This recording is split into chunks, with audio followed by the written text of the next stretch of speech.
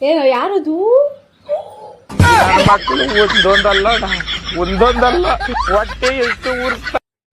Hi guys, ಇವತ್ತು Sunday ಬೆಳಗ್ಗೆನೆ ಬೇಗ ಎದ್ಬಿಟ್ಟಿದ್ಲು ಈ ಚಿನ್ಕುರುಳಿ ಅಂತ ಇವಳನ್ನ ಆಟ ಆಡಿಸ್ಕೊಂಡು ನಾವು ಹೋಗ್ತಾ ಇರೋದು ನಮ್ಮ ಅಕ್ಕನ ಫ್ರೆಂಡ್ ಮನೆಗೆ. ಬಾಯ್ ಹೇಳು ಅಂದ್ರೂ ಬಾಯ್ ಹೇಳ್ತಿಲ್ಲ, ರೆಸ್ಪೆಕ್ಟೇ ಇಲ್ಲ ಗುರು. ಹೊರ್ಗಡೆ ಏನು ಕೆಲಸ ಇತ್ತು ಆ ಕೆಲಸನೆಲ್ಲ ಮುಗಿಸ್ಕೊಂಡು ವಾಪಸ್ ಮನೆಗೆ ಹೋಗೋ ಅಷ್ಟರಲ್ಲಿ 4 ಗಂಟೆ ಆಗೇ ಹೋಗಿತ್ತು.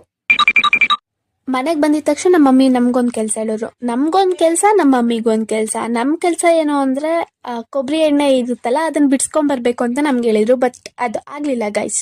ಮತ್ತೆ ವಾಪಸ್ ಬಂದು ನಮ್ಮ ಮಮ್ಮಿ ಕೆಲಸ ಮುಗ್ದಿದ್ಯಾ ಅಂತ ನೋಡ್ದು. ಅವ್ರ ಕೆಲಸ ಏನು ಅಂದರೆ ರಾಗಿ ಮಿಷಿನಲ್ಲಿ ರಾಗಿ ಹಿಟ್ಟನ್ನು ಮಿಲ್ ಮಾಡಿಸೋ ಕೆಲಸ.